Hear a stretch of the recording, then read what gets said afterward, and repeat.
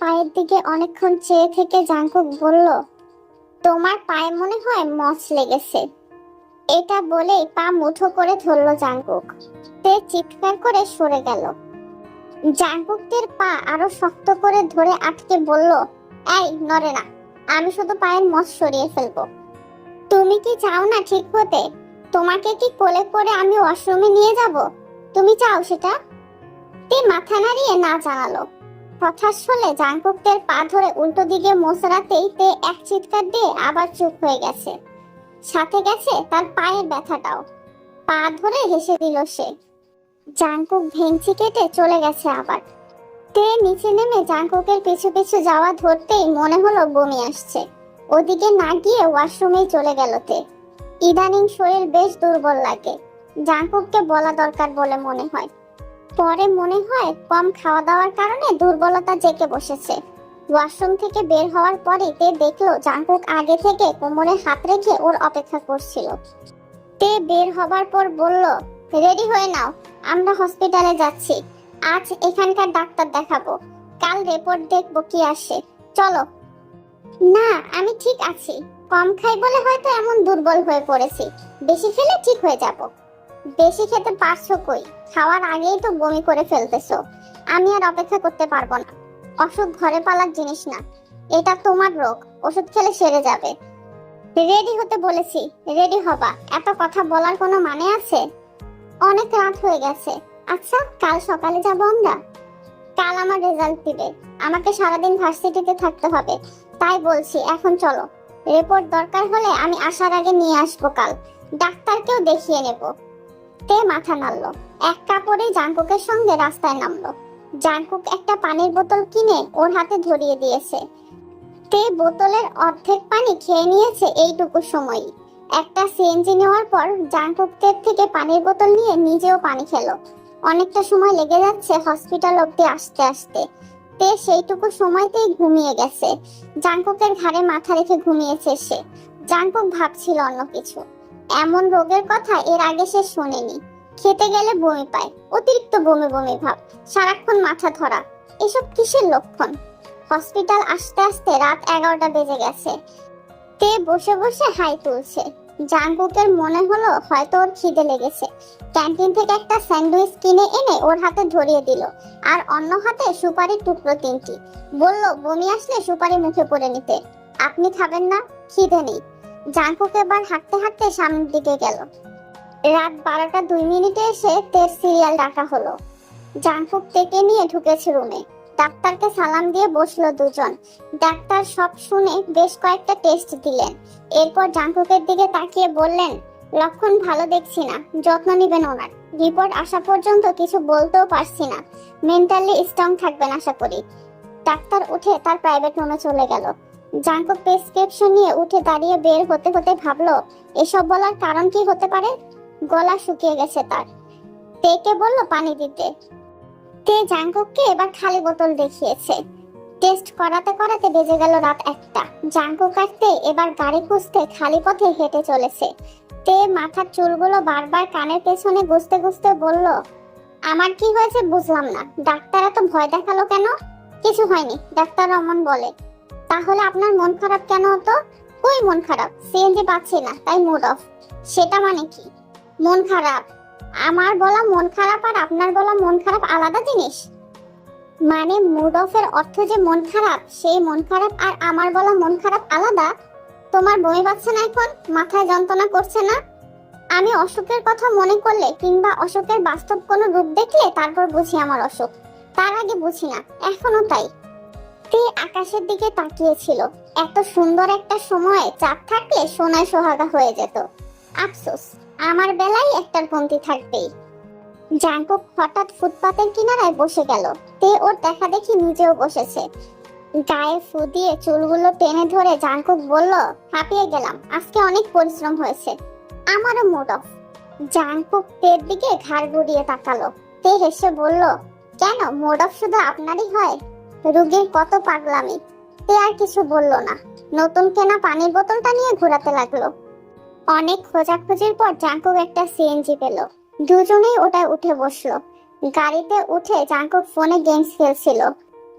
তে সেই সময় ওর বাম হাতের আঙ্গুল ধরে ধরে দেখছিল। বিষয়টা জাংকুক খেয়াল করেনি।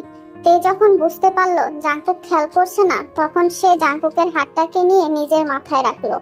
জাংকুক সঙ্গে সঙ্গে টের পেয়ে ওর দিকে চেয়ে বলল, অমন করছো কেন? মাথায় হাত বুলিয়ে দেবেন একটু। তের এমন আবদার শুনে জাংকুক চুপচাপ ওর মাথায় হাত বুলিয়ে দিয়ে আবারও গেমসে নজর দিল। তে এক দৃষ্টিতে তাকিয়েছিল, অনেক কিছু বলতে চাইলো কিন্তু পারলো না। কিসে যেন বাধা এসে থামে সামনে, বলতে চেয়েও হয়ে ওঠে না। গ্রামের বেশিরভাগ মেয়েরা সবসময় ভোরবেলায় উঠে পড়ে। তেও পারত, কিন্তু রাতে মাথা যন্ত্রণার সঙ্গে যুদ্ধ করে তার ঘুম আসতে ভোর হয়ে যায়, তাই 8টা অবধি ঘুমিয়ে থাকে। ভোরে জাংকুক ওঠার পর ওকে দুবার ডেকে সে নামাজ পড়তে চলে গেছিল। নামাজ পড়ে এসে দেখলো এখনো তে আগের মতন শুয়ে আছে, নড়ছে না। জাংকুক একটু কাছে এসে দাঁড়িয়ে বলল, তোমার কি পড়াতে মনোযোগ নেই? তবে আমাকে দিয়ে বই আনালে কেন? তে যেন অনেক কষ্টে চোখ খুলেছে। বিছানায় হাত রেখে আস্তে করে উঠে বসে বলল, আমার শরীর খারাপ লাগছে, আচ্ছা আমি বই নিচ্ছি। এই কথা বলে ধীরে ধীরে বিছানা থেকে নেমে তে মুখ ধুতে চলে গেছে। জাংকুক বইগুলো আগের জায়গায় রেখে দিয়ে ভাবছিল হয়তো তেকে ওঠানো ঠিক হয়নি। তে মুখ ধুয়ে এসে বলল, নিন শুরু করুন। না, ঘুমাও, শরীর খারাপের ভেতর পড়ায় মন বসবে না তোমার। তে ওর কথা যেন শুনেইনি, বই নিয়ে বসে পড়েছে বিছানার মাঝ বরাবর। জাংকুক সামনে বসে ওকে প্রথমে 1 থেকে 10 পর্যন্ত শেখানো শুরু করেছে। কয়েকটা পরে তে বড় বড় করে শ্বাস নিচ্ছিল। জাংকুকের সঙ্গে পড়াতে তাল মেলাতে পারছিল না। জাংকুক সেটা বুঝতে পেরে বই বন্ধ করে ওকে শুয়ে পড়তে বলে। সাথে সাথে তে শুয়ে পড়ে। তার নিজেরও সহ্য হচ্ছিল না এত অস্বস্তি। কালকে সেই ডাক্তারের নম্বরে জাংকুক বারবার কল করলো, কিন্তু তিনি রিসিভ করলেন না। এদিকে তে কেমন কেমন করছে। জাংকুকের ভীষণ ভয় লাগছে। ওর পাশে বসে মাথায় হাত রেখে জিজ্ঞাসা করলো কষ্ট হচ্ছে কিনা। তে শুধু বলল মাথা ব্যথা। জাংকুক তের চুলে হাত দিয়ে টানতে গিয়ে ওর মনে পড়ে গেল চুল সব উঠে চলে আসবে, তাই আস্তে আস্তে ওর কপাল টিপছে সে। তে এক হাতে জাংকুকের পাঞ্জাবিটা ধরেছিল আর চোখ বন্ধ করে জিকির করছিল অনবরত। হঠাৎ করে এতটা অসুস্থ হয়ে পড়বে তা জাংকুক ভাবতেও পারেনি। তের কষ্ট দেখে তার নিজের মনে শান্তি গায়েব হয়ে গেছে। জাংকুক মুরগি কাটছে আর তে পাশ থেকে দেখিয়ে দিচ্ছে। কিছু সময় পর জাংকুক মুরগির কলিজা হাতে নিয়ে কাদো কাদো মুখে তের দিকে তাকিয়ে বলল, আমরা কত নিষ্ঠুর, এত কিউট কলিজা কিনা ছিঁড়ে ফেললাম। তে হাসতে হাসতে শেষ। জাংকুক ওর হাসি দেখে বলল, আমি সিরিয়াস, তোমার লজ্জা করে না এমন দৃশ্য দেখে হাসতে? ভেবে দেখুন, এই কলিজা রান্না করার পর আপনি ভাইয়ের সাথে প্রতিযোগিতা ধরে খেয়েছিলেন। কথাটা শুনে জাংকুক ঢোক গিলে বলল, ও আচ্ছা, ওই কলিজা আর এই কলিজা একই, খাবার জিনিস খেতেই পারি, আমিও না, কেন যে কাঁদছি। তে মুখে হাত দিয়ে শুধু হাসছে। জাংকুক নাক টেনে আবারও মাংস কাটায় মন দিল। জাংকুক মাথায় গামছা বেঁধে রান্নায় নেমেছে। তেকে ধরতেও দিচ্ছে না, সে পাশ থেকে সব বলে দিচ্ছিল। বাবা মা আসলেন দুপুরের দিকে। তের মুখ দেখে মা তো আতঙ্কে পড়ে গেছেন। তের শরীর ঠিক কতটা খারাপ সেটা ওর চোখ মুখে ভেসে উঠেছে। জাংকুক তাদের ডাক্তারের কথা বলে আপাতত দমিয়ে রেখেছে। জাংকুকের বাবা তো অবাক। যেই ছেলে মেসে জীবনও নিজে রান্না করতো না, দরকার পড়লে রেস্টুরেন্টে গিয়ে খেত যাতে রান্না করতে না হয়, আজ সেই ছেলে কিনা এত পথ রেঁধে ফেলেছে। দুপুরের খাবার শেষে তারা দুজন ঘুমোতে চলে গিয়েছিল।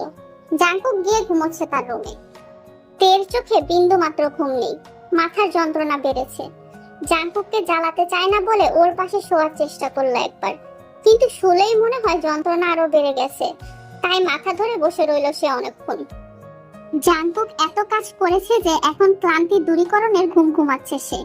তে ভুলেও ওকে জাগাতে চায় না, কিন্তু এই অসহ্য যন্ত্রণা তেকে এক জায়গায় স্থির থাকতে দিচ্ছে না। সহ্য করতে না পেরে কেঁদে ফেলেছে, তবে কোনো শব্দ করলো না। আজ বাবা মায়ের কথা খুব মনে পড়ছে। মাকে জড়িয়ে ধরে শুয়ে থাকতে ইচ্ছে করছে, তাকে ধরলে সব অসুস্থতা চলে যায়, কিন্তু এখন তিনি নেই বলে অসুস্থতা যাওয়ার নাম নিচ্ছে না। চোখ মুছে নিজের ফোন বের করে বসে থাকলো। মায়ের নাম্বার তো তার চেনা নয়, তাছাড়া নাম সেভ থাকলেও তো সে পড়তে জানে না। জাংকুকের নাম্বারে স্টিকার থাকে বলে চিনতে পারে। ফোন রেখে ধীরে সুস্থে বিছানা থেকে নেমে পুরো বাসায় ঘোরাঘুরি করলো। সময় যায় না, কখন বিকেল হবে আর কখন সবাই ঘুম থেকে উঠে বসবে। ছাদে যেতে খুব ইচ্ছে হলো, কিন্তু ওই শিয়ালের ভয়ে যাবার ইচ্ছা পানিতে ডুবে মরে গেছে। জবা ফুল গাছটাকে অনেকক্ষণ যাবত দেখে একটা ফুল নিয়ে কানে গুজে ফ্লোরের উপর বসে আছে সে। সকালে জাঙ্কুক শিখিয়েছে 1 2 3 4 আর 5, বাকিগুলো মনে নেই। আঙ্গুলে 1 2 3 4 5 গুনে সে কি আনন্দ হলো তের। কিছুক্ষণের জন্য মাথা রাখার কথা ভুলেই গেছে তে আনন্দে। বারান্দায় বসে যখন তে গুনছিল তখন রাস্তা দিয়ে এক ফেরিওয়ালাকে যেতে দেখে থামতে বলল। তার কাছে ঝিনুকের মালা ছিল কতগুলো। আশ্চর্যের কথা হলো মালাগুলো সাদা নয়, লাল, নীল আর কালো রঙের। তে দাম জানতে চেয়েছে। লোকটা বলল 50 টাকা। তে ভাবছে টাকা কই পাবে। অনেক ভেবে জাঙ্কুকের কাছে গিয়ে ওর দিকে কয়েক সেকেন্ড তাকিয়েছিল। ওর ঘুমের বাহার দেখে জাগিয়ে তুলতে ইচ্ছে করে না। এদিকে রঙিন মালা হাতছাড়া করলে আফসোসে জীবন শেষ হবে। সে মাকে প্রায় দেখতো বাবার পকেট থেকে টাকার নোট নিয়ে কোমরে গুছতে। এই বুদ্ধিটা আসায় ভাবলো জাঙ্কুক যদি রাগ করে বসে। পরে ভাবলো জানিয়ে দেবে একদিন, তাহলে রাগ হবে না। দেরি না করে জাঙ্কুকের ঝুলিয়ে রাখা পাঞ্জাবি হাতিয়ে 10 টাকার, 20 টাকার, 100 টাকার নোট পেলোতে। কিন্তু সে তো জানে না 50 টাকা কততে হয়। তাই টাকার নোট কয়েকটা নিয়ে ছুটে নিচে চলে গেল। ফেরিওয়ালাকে একটা নোট দিয়ে চুপ করে রইল। যদি তিনি বলেন কম হয়েছে তাহলে আবার আরেকটা নোট দিবে। কিন্তু লোকটা 50 টাকার নোট বের করে ওর হাতে দিল উল্টো। ও বলল টাকা কেন দিয়েছে। লোকটা জানালো সে তো 100 টাকার নোট দিয়েছে, বাকি 50 টাকা তো ওর পাওনা, যেহেতু সে একটা মালা নিয়েছে। তে আগাগোড়া কিছুই বোঝেনি, তাও টাকাটা নিয়ে মুঠোবন্দি করে রাখলো। সে লাল রঙের মালাটা নিয়েছিল। তড়িঘড়ি করে বাসায় ফিরে টাকা সব আগের জায়গায় রেখে দিয়েছে তে। সে সময় জাঙ্কুক উঠে পড়েছে ঘুম থেকে। তেকে নিজের পাঞ্জাবিতে কি যেন করতে দেখে এগিয়ে এসে দাঁড়ালো কাছে। তে টাকাগুলো রেখে পেছনে তাকিয়ে আচমকা জাঙ্কুককে দেখে ভয় পেয়ে গেল। ভয়ের চোটে দেওয়ালে পিঠ ঠেকিয়ে দাঁড়িয়ে পড়েছে সে। জাঙ্কুক ওর দিকে কপাল কুঁচকে তাকিয়েছিল। তে কিছু বলছে না দেখে এগিয়ে এসে তের কোমর থেকে 10 টাকার নোটটা বের করে এনে বলল, টাকা তোমার কোমরে কি করে? তে লজ্জায় লাল হয়ে আছে। জাঙ্কুক ওর নীরবতা দেখে আবারও প্রশ্ন করেছে, কিন্তু এবারও তে কিছু বলল না দেখে জাঙ্কুক বলল, আমার পকেট থেকে টাকা নিয়ে নিজেকে চোর ভাববে না। আমি কি তোমায় মারতাম? অমন ভয় পাচ্ছ কেন? না কিছু না। টাকা কোমরে রাখে মানুষ, তাও এমন করে যে সবার আগে আমার চোখ টাকার উপরেই গেল। তে লজ্জার সাথে যুদ্ধে হেরে জাঙ্কুকের মুখের দিকে তাকিয়ে আছে এখনো।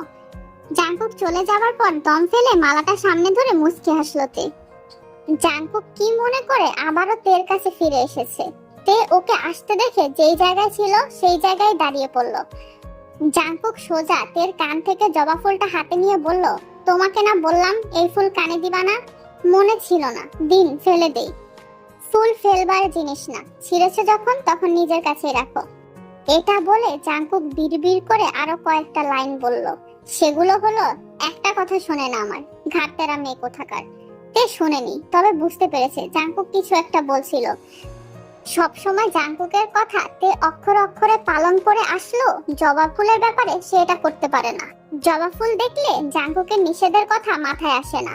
ফুলটাকে অনেক সময় দেখে মনে মনে ঠিক করলো আর কোনোদিনই এই কথা অমান্য করবে না সে। জাঙ্কুক ভাবছে তে হঠাৎ টাকা নিচ্ছিল কেন, কিসের দরকার পড়লো যে চুপি চুপি নিল। জিজ্ঞেস করা তো ঠিক হবে না। হাতে নাতে ধরেছে বলে লজ্জায় যে লাল হয়ে আছে তা এখনো মুখ থেকে সরেনি। তবে কি নিল? আর ও তো হিসাব জানে না, কি করেই বা নিল। ভাবতে ভাবতে তেকে সামনে দিয়ে যেতে দেখে একবার ওর দিকে গভীর মনোযোগ দিয়ে তাকালো জাঙ্কুক। সব ঠিক আছে, কিন্তু গলার মালাটা নতুন লাগে। এটা তো এর আগে সে পরেনি। তাহলে কি এটাই কিনেছে? ঝিনুকের মালা ওর এত পছন্দের। যদি কোনোদিন সময় আর সুযোগ পাই তাহলে এই ঝিনুকের পাগলা ভক্তটাকে সমুদ্র সৈকত দেখিয়ে আনবো। আচ্ছা শোনো, তুমি কখনো সমুদ্র দেখেছো? তে পেছনে তাকিয়ে মুখটা গোমড়া করে বলল, ওই যে নদীর বাবা। নদীর বাবা? নানু বলতো সমুদ্রের আকারে অনেক বড় হয়, দেখতে নদীর মতন, তবে আকারে বিশাল, তাই সে হলো নদীর বাবা। অবশ্য আমি কখনো দেখিনি, দেখার ইচ্ছে আছে। যেগুলো জীবনেও দেখিনি সেগুলো দেখে শেষ করার ইচ্ছা আমার মধ্যে ভরপুর, তবে সময় শেষ হয়ে যায়, তাও দেখা হয় না। জাঙ্কুক তাচ্ছিল্য সুরে বলল, কিসের সময় শেষ হয়? বয়স কত তোমার? বোকা কথা। সকালে তো পড়তে পারিনি, এখন পড়াবেন? জাংকুক কিছু না বলে বইয়ের পাতা উল্টে জিজ্ঞেস করলো সকালে কি পড়িয়েছিল তা মুখস্থ বলতে। তে ঢোক গিলে হাতে গুনে গুনে 1 থেকে 5 পর্যন্ত বলেছে। জাংকুক ধমকে বলল, সে 1 থেকে 10 পর্যন্ত পড়িয়েছিল, তাহলে সে মাত্র 5 পর্যন্ত জানে কেন? তে মুখটা ছোট করে নিচু করেছিল। জাংকুক ওকে 5 থেকে আবারও পড়ানো ধরেছে। ধমক খেয়ে তে আর মাথা তোলেনি, বাইরের দিকে সে গটগট করে পড়ে যাচ্ছিল। এবার জাংকুক ওর দিকে তাকিয়ে আছে। মাঝে মাঝে ইচ্ছে হয় এই তেরা বেঁকা চুলগুলোকে সোজা করে টেনে দেখতে কেমন লাগে।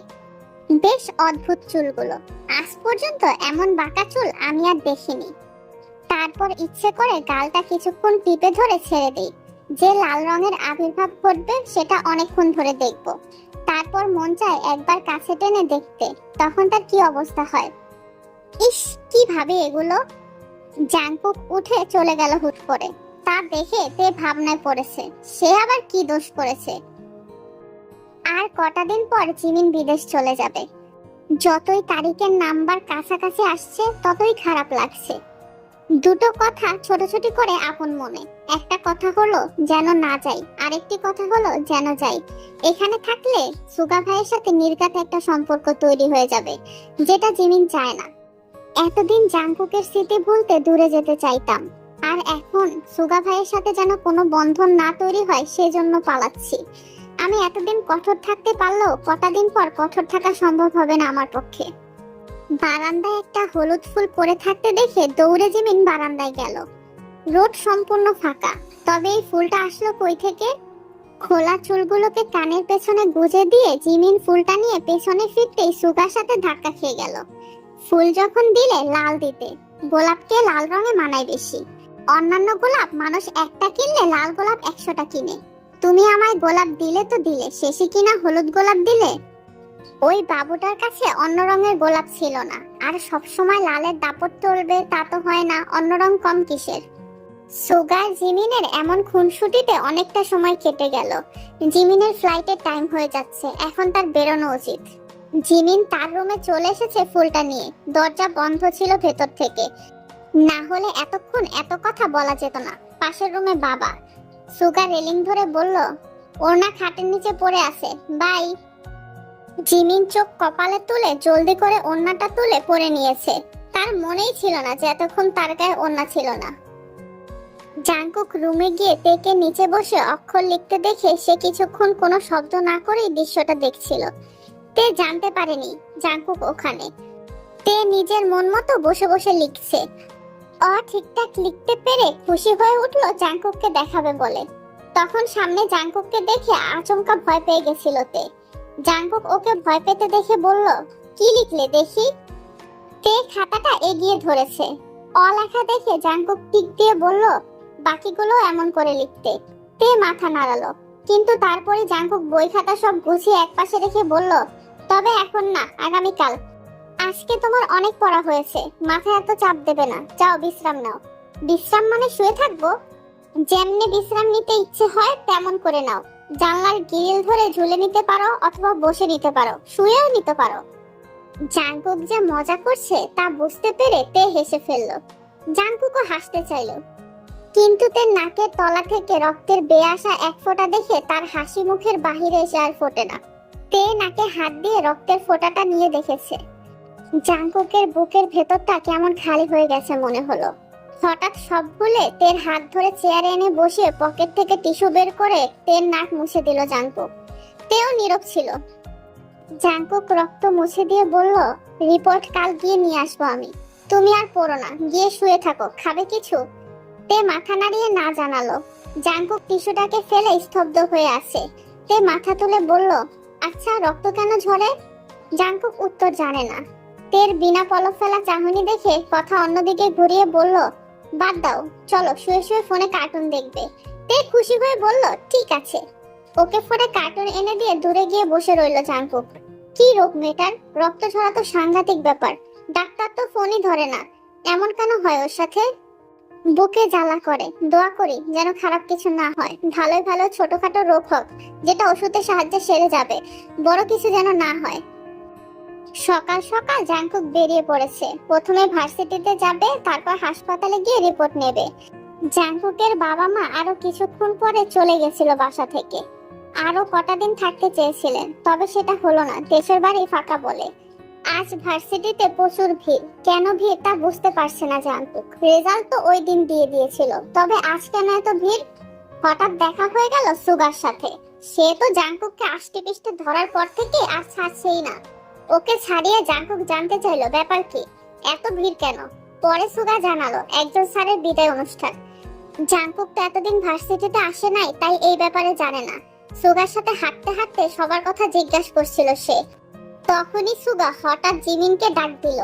জিমিন তার একটা বান্ধবীর সাথে বসে ভেলপুরি খাচ্ছিল। সে জাংকুককে দেখেনি। সুগার ডাক শুনে গাল ফুলিয়ে অন্যদিকে ফিরে বসেছে। সুগা এগিয়ে গিয়ে ওর বান্ধবীকে সরিয়ে পাশে বসে জিমিনের হাত থেকে একটা ভেলপুরি ছিনিয়ে মুখে পড়ে বলল, কিরে জাংকুক, আয় বস। জিমিন জাংকুকের নাম শুনে সামনে তাকিয়েছে। জাংকুক চেয়ার টেনে বসে বলল, আমাকে কেউ ভেলপুরি খাওয়াবে না? জিমিন কিছু বলছে না, শুধু জাংকুককে দেখছে। সুগা টপাটপ ওর প্লেটের সব ভেলপুরি মুখে পুরে নিয়েছে। এখন কথাও বলতে পারছে না। জাংকুক আরো 3 প্লেট অর্ডার দিয়েছে। জিমিনের এমন চুপ থাকা লক্ষ্য করে জাংকুক বলল, জিমিন মনে হয় ভাবতে পারেনি আমি হুট করে সামনে চলে আসব। বিশ্বাস দেওয়ার জন্য চিমটি কাটবো নাকি? সুগা জিমিনকে একটা খোঁচা মারলো নখ দিয়ে। জিমিন নড়ে চড়ে বসলো। জোর করে মুখে হাসিও ফোটালো সে। হঠাৎ চোখে পানি চলে আসলো, তখন হাত দিয়ে মুছে ফেললো সঙ্গে সঙ্গে। Brain tumour. ডাক্তারের মুখে এই কথাটা শোনার সাথে সাথেই জাংকুকের বুকের ভেতরটা কেঁপে উঠলো। বুকে হাত রেখে সে মাথা নিচু করে আছে। ডাক্তার পানির গ্লাসটা এগিয়ে বললেন, আমি বুঝতে পারছি আপনার অবস্থা, কিন্তু এখন আফসোস করার সময় না। আপনারা রোগীকে নিয়ে হাসপাতালে চলে আসবেন কালকের মধ্যে। এমনিতেও বড্ড দেরি করে ফেলেছেন। জাংকুক মাথায় হাত দিয়ে চুপ করে আছে, কথা বলতে পারছে না। বড় বড় করে শ্বাস নিয়ে বলল, বাঁচবে তো? ডাক্তার রিপোর্টটা টেবিলে রেখে হেলান দিয়ে বসলেন। চশমাটা খুলে বললেন, গ্যারান্টি দিতে পারছি না, আপনারা অনেক দেরি করে ফেলেছেন। তে তার শাড়ির আঁচল ধরে চরকার মতন ঘুরছিল জবা ফুল গাছটার তলায়। খালি পায়ে নরম ঘাসে ঘুরতে তার অনেক বেশি ভালো লাগছিল। ঘুরতে ঘুরতে হঠাৎ জাংকুককে দেখে থেমে গেল তে। দূরে গেটের কাছে জাংকুক দাঁড়িয়ে আছে, হাতে রিপোর্ট। তে চট করে কান থেকে লাল জবাটা নিচে ফেলে দিয়ে চোরের মতন দাঁড়িয়ে থাকলো। জাংকুক ধীরে ধীরে ওর সামনে এসে দাঁড়িয়েছে। তে মুখে হাসি ফুটিয়ে বলল, আমি এখনো খাইনি, আপনার সাথে খাবো বলে। এত দেরি করলেন যে? জাংকুক যেন তের কথা শুনতেই পেল না। নিচু হয়ে ঘাসের ওপর থেকে লাল জবাটা তুলে তের কানে গুজে দিল সে। তে অবাক হয়ে জাংকুকের দিকে তাকিয়ে আছে। জাংকুক তের মুখের দিকে একটিবার তাকিয়ে আরো কাছে এসে তেকে শক্ত করে জড়িয়ে ধরে ফেলেছে। তে অবাকের পর অবাক হয়ে যাচ্ছে। জাংকুক হঠাৎ এমন কেন করছে সে বুঝতে পারছে না। জাংকুক কাঁদছে। জাংকুকের কান্নার আওয়াজ শুনে তে জাংকুকের বুকে হাত দিয়ে ঠেলে সরাতে চাইলো, কিন্তু পারলো না। রিপোর্ট ফেলে জাংকুক দু হাতে জড়িয়ে ধরেছে তেকে। তে ওকে সরাতে সরাতে বলল, কি হয়েছে বলবেন তো? আপনি কাঁদছেন কেন, আমাকে বলুন। জাংকুক কিছু বলছে না, শুধু কাঁদছে। তে সরাতে ব্যর্থ হয়ে হাত ছেড়ে দিল। জাংকুকের চোখের পানিতে তের কাঁধ ভিজে গেছে। সে কিছুতেই আজ তেকে ছাড়বে না। তে শেষে বলল, রাস্তার মানুষ দেখছে। কথাটা শুনে জাংকুক ওকে ছেড়ে দিল। পাঞ্জাবি দিয়ে চোখ মুছতে মুছতে হনহনিয়ে বাসার ভেতরে চলে গেল সে। তে নিচ থেকে রিপোর্টটা তুলে ওর পিছু পিছু ছুটছে। দোতলায় এসে দেখলো জাংকুক ফোন নিয়ে বাবাকে কল করতে ব্যস্ত হয়ে আছে। বাবা ফোন ধরেনি বলে সুগাকে ফোন দিল। সুগাও ফোন ধরছে না। শেষে একটা চিৎকার করে ফোনটা ছুঁড়ে মারলো সে। তের পায়ের কাছে গিয়ে পড়েছে ফোনটা। নিচ থেকে সেটা তুলে তে জাংকুকের সামনে এসে বলল, কি হয়েছে আমায় বলবেন না? জাংকুক বারবার তার কপাল টিপছিল। এক অসহ্যকর যন্ত্রণা তাকে কুরে কুরে খাচ্ছে। শরীর খারাপ লাগছে। কি কষ্টের মাঝে জাংকুক হাসপাতাল থেকে বাসা অবধি এসেছে তা শুধু সে জানে। দম বন্ধ হয়ে আসছে ওর। তের কাছে পানি চাইলো শেষে বাধ্য হয়ে। তে ছুটে গিয়ে পানি এনে ওর সামনে ধরে রাখলো। মাথায় চুল টানতে টানতে জাংকুক পানি পুরোটা খেয়ে গ্লাস একপাশে রেখেছে। তে জাংকুকের এমন ব্যবহারে ভয় পেয়ে গেছে। ভয়ের কারণে জিজ্ঞাসা করতে পারছে না। জাংকুক জোরে জোরে শ্বাস নিতে নিতে বলল, খেয়েছো? না, চলো খাবে। কথাটা বলেই সে তের হাত ধরে টেনে নিয়ে গেল টেবিলের কাছে। জাংকুক নিজের হাতে সব নিচ্ছে, তেকে কিছু ধরতে দিচ্ছে না। তে একপাশে দাঁড়িয়ে জাংকুকের এমন ব্যবহারে আশ্চর্য হয়ে আছে। জাংকুক থেকে জোর করে চেয়ারে বসিয়ে দিল এরই মধ্যে, তারপর লোকমা তুললো মুখের সামনে। কিন্তু তে খেলো না, গাল ফুলিয়ে জিজ্ঞেস করলো এমনটা কেন করে, কি কারণ। জাংকুক উত্তর দেয়নি। অন্য সময় হলে ধমক দিত এতক্ষণে, কিন্তু এখন দেবে না, আর কোনোদিনও দেবে না। আবারও লোকমা তুলেছে সে। জাংকুকের থেকে কোনো জবাব না পেয়ে তে লোকমাটা খেলো। জাংকুক আবারও কাঁদছে, কাঁদতে কাঁদতে লোকমা সাজাচ্ছে। তের এবার বড্ড রাগ হলো। রাগের চোটে উঠে দাঁড়িয়ে বলল, কি সমস্যা, কথা বলছেন না কেন? এভাবে কান্না করার মানেটা কি? আমাকে খুলে বলবেন নাকি আমি চলে যাব এখান থেকে? জাংকুক চুপ করে আছে, কোনো কথাই বলছে না। জাংকুক ঘাড় ঘুরিয়ে তাকালো তের দিকে, মনে মনে চিন্তা করলো তেকে অসুখের কথা জানানো হয়তো ঠিক হবে না, তাই কথা কাটিয়ে বলল, আমার রেজাল্ট খারাপ হয়েছে। তো এত মন খারাপ করার কি আছে? আসুন খাবেন, আমার হাতে খাবেন। না, খিদে নেই, যখন খিদে হবে তখন খেয়ে নেব। এয়ারপোর্টে এসে বাহিরেই দাঁড়িয়ে আছে জিমিন। পা চলে না, মন চায় না, কেউ চায় না আজ সে চলে যাক, অথচ তার দেহ চায় চলে যেতে, আর থাকতে চায় না এই দেহ। সুগা ভাইয়া কি আসবে না? আমার উপর এত রাগ, আমি কি দোষ করেছি? কেন সবাই আমাকে দোষী ভাবে? আমাকে কষ্ট দিয়ে তাদের এত কিসের লাভ? চোখ মুছে পা বাড়াতেই সামনে এসে দাঁড়ালো এক চেনা মানুষ। ছাই রঙের পাঞ্জাবি, তাতে নীল রঙের লেস, বোতাম 3টে। মানুষটার মুখ দেখা যাচ্ছিল না, হাতে দুটো হাওয়াই মিঠাই ধরে রেখেছে মুখের সামনে। জিমিন অবাক হয়ে দেখছিল। সুগা মুখের সামনে থেকে হাওয়াই মিঠাই সরিয়ে বলল, একটা তোমার আর একটা আমার না হওয়া শাশুড়ি আম্মুর, নাও ধরো। জিমিন ভুরু কুঁচকে বলল, কেন আসলেন, কি দরকার ছিল? চলে যাব? না, থেকে যান। সুগা হাওয়াই মিঠাই ধরিয়ে দিয়ে বলল, এখনো সময় বাকি, দাঁড়াও, তোমার কয়েকটা হলুদ গোলাপ কিনে দেই। সুগা জিমিনকে কিছু বলার সুযোগই দিল না, চলে গেল ফুল আনতে। জিমিন হাওয়াই মিঠাই একটা খুলে খেতে গিয়েও পারল না। সুগার চোখে সে পানি দেখেছে আজ। মানুষটা এত কষ্ট পাচ্ছে কেন? আমাকে কেন এত দোষের ভাগিদার করে তুলছে? তাকে কষ্ট দিতে চাই না বলেই তো ভালোবাসিনি। হাওয়াই মিঠাইয়ের প্যাকেটটা ফেলতে যেতেই জিমিন দেখলো সুগা দাঁড়িয়ে হাওয়াই মিঠাই কিনছে। কোমরে হাত রেখে জিমিন সেদিকেই যাচ্ছে এখন। হঠাৎ সুগার অশ্রু ভরা চোখ মনে আসায় এগিয়ে গিয়ে ওকে পেছন থেকে জড়িয়ে ধরলো জিমিন। যেটা কখনো করেনি সেটা আজ করলো। হয়তো মানুষটা এতে করে নিজের মনকে বোঝাতে পারবে। পিঠে মুখ ডুবিয়ে জিমিন বলল, আই এম সরি, প্লিজ কষ্ট পাবেন না, আমাকে যেতেই হবে। তা কই আপনার হলুদ ফুল? যাকে জিমিন জড়িয়ে ধরেছিল সেই মানুষটা হঠাৎ পেছনে তাকিয়ে বলল, জিমিন। সুগার জায়গায় জাংকুককে দেখে জিমিন পিছিয়ে গেছে। সুগা যে পাঞ্জাবি পরেছিল হুবহু একই পাঞ্জাবি আর জাংকুকও পরেছে। জিমিন চিনতেই পারেনি। জাংকুক কিছুই বুঝতে পারছে না। জিমিন চোখ মুছে বলল, সরি, আমি ভাবলাম। ইটস ওকে, আপনার বাবা আসেনি? দাদা দাদি একা বলে তাদের আসতে দেয়নি এত দূর, যেতে যেতে অনেক দেরি হবে, তাই আমি একা এসেছি। আপনি কেন এলেন? সুগার থেকে শুনলাম আজ চলে যাচ্ছেন, তাই দেখতে এসেছি। কেন এসেছেন? কি অধিকার আপনার? জানি অধিকার নেই, তবে কোনো একদিন আপনি আমার ভালো বান্ধবী ছিলেন, তার জন্য দেখতে আসা। তারপর আবার কবে দেখা হবে কে জানে। দেখতে আসলে তো ক্ষতি নেই, আপনি খুশি হননি? বান্ধবী? বান্ধবীকে মানুষ রেস্টুরেন্টে নিয়ে বারবার খাওয়ায়? বান্ধবীকে মানুষ জঙ্গলে হারিয়ে গেলে পাগলের মতন খুঁজে, তার মোহে পড়ে বলে সাজিয়ে নেব? বান্ধবীর কাছে ক্ষমা চায় অন্য একটা মেয়েকে বিয়ে করার পর? বান্ধবীর প্রেমে পড়ে নিজের সদ্য বিয়ে করা বউকে দু চোখের বিষ মনে করা যায়? মিস্টার জাংকুক, আপনি আসলে নিজেই জানেন না আপনার কি চাই। আপনি পছন্দ আর ভালোবাসার ভেদাভেদ জানেন না। আপনি ভালোবাসা চেনেন না। আপনি যেদিন সত্যিকারে ভালোবাসার ব্যাখ্যা জানবেন সেদিন আপনার জীবনে কোনো ভালোবাসা থাকবে না, একটুও না, ছিটে ফোটাও না। আমাকে দেখতে আসার এই নাটক না করলেও হতো। হাওয়াই মিঠাই আপনার বউর জন্য নিচ্ছিলেন, তাই না? লজ্জা করে না? বউকে সাথে নিয়ে প্রাক্তনকে বিদায় দিতে এসেছেন। আপনার আমার জন্য মন পড়ে? কি পড়ে? এখানে আসার কারণ জানেন? ও হ্যাঁ, জাংকুক তো কিছুই জানে না, সে শুধু পরিস্থিতির শিকার হতে জানে। আজ কেন চলে যাচ্ছি জানেন? আপনার কারণে। আপনার স্মৃতি আমার জীবন তছনছ করে দিয়েছে। আমি আর লড়তে পারছি না এসবের সাথে, বাধ্য হয়ে চলে যাচ্ছি। হাতে হলুদ গোলাপ নিয়ে সুগা হেঁটে আসছিল এই দিকে। জিমিনের কাছাকাছি এসে হঠাৎ থেমে গেল। তার সামনে তে দাঁড়িয়ে আছে, তের চোখে পানি। তেকে কিছু জিজ্ঞেস করবার আগেই সে সামনে দেখলো জিমিন আর জাংকুককে। তে একটু দূরে ছিল, গাছগাছালির আড়ালে। সুগা ওদের দুজনকে দেখে বুঝতে পারলো তারা কোনো কথা বলছে, যেটাতে শুনছে, যার কারণে কাঁপছে এখন। সবটা শুনেছে কিনা কে জানে। ওর কান্নার কারণ কি, কি বলতেছে ওরা?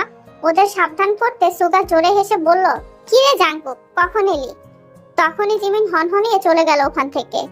জাংকুক সুগার দিকে চেয়ে বলল, ও চলে যাচ্ছে, ফুলটা দিয়ে আয়, আমি যাই, তে মনে হয় অপেক্ষা করছে। তের কাছে আসার পর জাংকুক ওর হাতে হাওয়াই মিঠাই ধরিয়ে দিয়ে বলল, আমাকে খুঁজছিলে? না, দেখছিলাম একটা সুন্দর দৃশ্য, এখানে অনেক সুন্দর সবকিছু। হ্যাঁ, চলো ফিরে যাই। জাংকুক আর তে যখন সিএনজিতে উঠেছিল তখন অনেক রাত হয়ে গিয়েছিল। ঘুমে বারবার তের চোখ লেগে আসছিল, তবুও তে চোখ বুজে জাংকুকের কাঁধে মাথা দেয়নি, এক পাশে মাথা ঠেকিয়েছিল।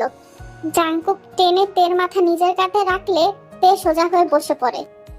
সারা রাস্তা জাংকুকের সাথে তে কোনো কথা বলেনি। বাসায় ফিরেও কেমন তে চুপচাপ ছিল। জাংকুক খেতে বললেও তে অস্বীকার করে, সে কিছুতেই খাবে না। তাই জাংকুক রাগ করে নিজেও শুয়ে পড়ে। তে শুয়ে শুয়ে ভাবছে কাল রাতের কথা। কি সুন্দর করে কাল মাথার উপর হাত দিয়ে রেখেছিলেন তিনি। সেই হাতের ছোঁয়ায় কাল রাতের ঘুম বেশ ভালো হয়েছিল তের। যদি আজও এমন করতেন, হয়তো করবেন না। কেনই বা করবেন?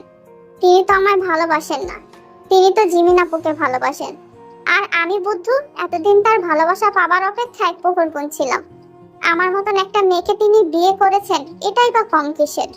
কিন্তু একজনের মনে কষ্ট দিয়ে তিনি বিয়ের পিঁড়িতে বসেছেন জানলে আমি কখনোই কবুল বলতাম না। ইস, কেন জানলাম না যে আগে?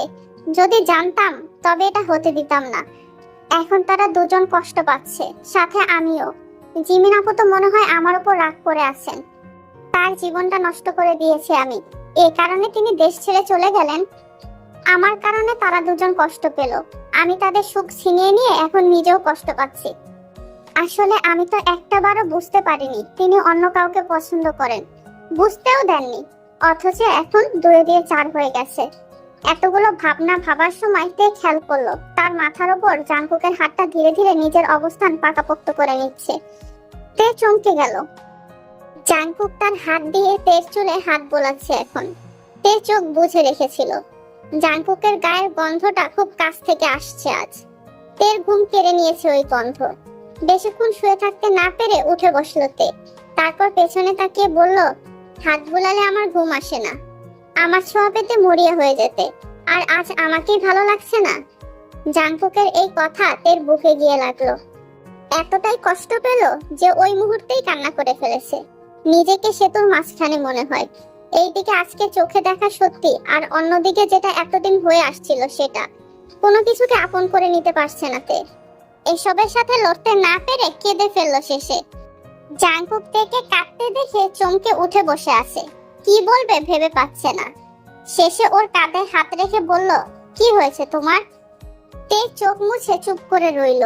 জাংকুককে নিজের দিকে ফেরানোর চেষ্টা করলো, কিন্তু তে ফিরল না। আরে শুয়ে কোনো ব্যথা নেই, পিঁপড়ার কামড়ের মতন। না, আমি জানি ওই ব্যথা মোটেও পিঁপড়ার কামড়ের মতন নয়, আরো বেশি ব্যথা। আরে একই রকম। জাংকুক তেকে জোর করে সিটে এনে বসিয়ে নার্সকে ইশারা করে তের পা দুটো তুলে সিটের উপরে রাখলো। তারপর ওকে শুয়ে দিয়ে বলল, তোমার ছোট্ট একটা অসুখ হয়েছে, শিগগিরই ভালো হয়ে যাবে। এই সুই না ফোটালে ভালো হবে না।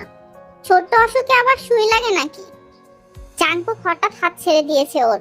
তারপর হেসে বলল, সুই ফোটানো শেষ, চুপচাপ শুয়ে থাকে এবার। ভাইয়া, ইনজেকশনটা দেওয়া হয়েছে ব্যথা কমানোর জন্য, হাতে ক্যানোলা লাগাতে হবে। জাংকুক কপাল কুঁচকে তাকালো নার্সের দিকে। সুই ফুটিয়েছে কত কষ্ট করে, এখন আবার ক্যানোলা? তে জাংকুকের মুখের দিকে তাকিয়েছিল। ক্যানোলা কি জিনিস সে জানে না, তাই চুপ করে দেখছিল নার্সকে আর জাংকুককে একসাথে। চিৎকার চেঁচামেচির কোলাহলে তের হাতের ক্যানোলা লাগানোর পর্ব শেষ হলো। বালিশে মুখ গুজে কাঁপছে তে এখন। ওর অবস্থা কেমন দেখছেন? ডাক্তার তের হাতের ক্যানোলা খুলতে খুলতে বললেন, আপনার ওয়াইফের তো অনেক আগে থেকে এই অসুখ, উনি রিভিল করেছেন এই দিনে। আপনি জানেন আজ সকালে যে ওষুধ আমরা প্রয়োগ করেছিলাম তার কোনো রিঅ্যাকশনই তার শরীরে দেখা গেল না। জাংকুকের মাথায় যেন বাস পড়লো, বুকের ভেতর অনবরত ডিপ ডিপ করছে ভয়। তাও সাহস করে বলল, তাহলে এখন আমরা আরো 2 জন ডাক্তারের সাথে আলাপ করব এই ব্যাপারে। আজকের জন্য ওনাকে বাসায় নিয়ে যান। ওই 2 জন ডাক্তার আজ রাতেই ফিরবেন, তাদের সাথে আলাপ করে চিকিৎসা শুরু করব। ততক্ষণ ওনার বাড়িতেই সেবা চালু রাখবেন। ঔষধ শরীরে কাজ না করা তো ভালো লক্ষণ না। আমার ভয় করছে, খারাপ কিছু হবে না তো? আগে জানতে হবে ওনার এই অসুখটা কোন পর্যায়ে এসে দাঁড়িয়েছে। পানি খেতে পারবে? হ্যাঁ, এখন খেতে পারবে। চিন্তা মুক্ত রাখবেন ওনাকে, এখন বাড়ি নিয়ে যান। আর আপনিও চিন্তা মুক্ত থাকুন। ওনার সেবা করতে আপনাকে স্ট্রং হতে হবে। সব শুনে তে বলল, আমি কি মরে যাব? ওই যে ডাক্তাররা বলে আর 1 মাস বাঁচবে, আমি কতদিন বাঁচবো? তে আন্তাজে কথা বলবে না, চুপ থাকো। সিএনজিতে ওঠার পর থেকে জাংকুক বারবার পাঞ্জাবি টেনে বুকে ফু দিচ্ছিল, কপাল মুছতেছিল। তে সব খেয়াল করছে। জাংকুক যখন অনেক টেনশনে থাকে তখন তার গরম লাগে, কোনো কিছু বলতেও ভয় লাগে আজকাল। তাও সাহস জুটিয়ে তে বলল, আমার কি কঠিন রোগ? তুমি রোগ নিয়ে আর একটা কথাও বলবে না। বারে, আমার রোগ আমি বলবো না? না, বলবে না। হুটহাট অলক্ষণের কথা কেন বলবে তুমি? আমার একদম ভালো লাগে না এসব। সবসময় ভালো কিছু বলবে। ভালো বললে যে সবসময় খারাপটাই হয়। জাংকুক তের মুখের দিকে তাকিয়ে থাকলো। তের বলা প্রতিটা কথা আজকাল অনেক দামি মনে হয়। ইচ্ছে হয় রেকর্ড করে রাখতে। পরে মনকে বিশাল সান্ত্বনা দিয়ে বলে, না, তের কিছু হবে না। সে আজীবন বেঁচে থাকবে, পাশে থাকবে জাংকুকের। ফোন বের করে 1000 খানেক ফটো তুলে রাখতে ইচ্ছে হয়, হাত দিয়ে ছুঁয়ে দেখতে ইচ্ছে হয়। বুক খালি খালি হয়ে আসে, অথচ মানুষটা এখনো সামনে। চোখের পলক ফেলে, হাত নাড়ে, মুখ বাঁকায়, কপাল কুঁচকায়, রাগ করে, অভিমান দেখায়। এসব থেকে যাবে তো? সবচেয়ে দুঃখজনক কিছু ভাবনা ভাবার সময় হঠাৎ করে মুখের নরম কাপড়ের ছোঁয়া লাগায় দুঃখজনকটা মিষ্টিজনক হয়ে দাঁড়ালো। চোখ বুঝে আবেশে জাংকুক বলল, থাম, গালে নয়, গলায়। তে হাতটা সরিয়ে এবার গলা মুছে দিচ্ছে। এত ভালো লাগা কাজ করছিল, জাংকুক ভাষায় প্রকাশ করতে পারছে না। তে ভালোভাবে জাংকুকের গলা মুছিয়ে দিয়ে বাহিরের দিকে নজর দিতেই দেখলো কতগুলো স্বরবর্ণ বড় বড় করে লেখা দেওয়ালে। তখন জ্যাম ছিল। তে ভালো করে দেখে বলল, জতে জাংকুক, আতে আমি, ইতে ইলিশ। এই, তোমাকে এসব শিখিয়েছি আমি? জতে জাম শিখিয়েছিলাম, জাংকুক না। জতে দুটোই হয়, একটা বললে কি সমস্যা? সমস্যা আছে, তুমি জতে জাম বলবে। তে ভেঙচি মেরে পড়াই বন্ধ করে দিয়েছে। জিমিন বর্তমানে সিঙ্গাপুরে নিজের নানুর বাসায় আছে। আজকে জিমিনের মনটা ভীষণ খারাপ। জিমিন সুগার কাছ থেকে জানতে পেরেছে তের এত বড় অসুখের কথা। জিমিন তে মেয়েটাকে কোনোদিনই অপছন্দ করতে পারেনি। এত মিষ্টি একটা মেয়ে, তাকে কি অপছন্দ করা যায়? সুগা যখন তেকে দেখতে হাসপাতালে গেছে তখন জিমিন সুগার ফোন দিয়ে তের সাথে কথা বলেছে। জিমিনের মনটা তের জন্য ভীষণ খারাপ হয়ে আছে। তে একটা দিঘির ঘাটে বসেছিল। সন্ধ্যা নেমে এসেছে, দিঘির পানি থই থই করছে।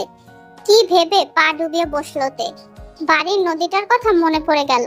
কত সুন্দর ছিল সেই দিনগুলো, হেসে খেলে দিন যেত। আচ্ছা, মানুষ কেন কাউকে ভালোবাসে? কেন বাসে? ভালোবেসে কষ্ট পেতে? আমি কেন ভালোবাসলাম? যাকে বাসলাম তিনি অন্য কাউকে ভালোবাসেন। আমার জীবন তোরের মতন একদিন নিশ্চিত ডুববে। তাহলে কেন আমার জীবন? কেন আমার জীবনের গল্প অল্প সময়ের জন্য সুখ আনলো?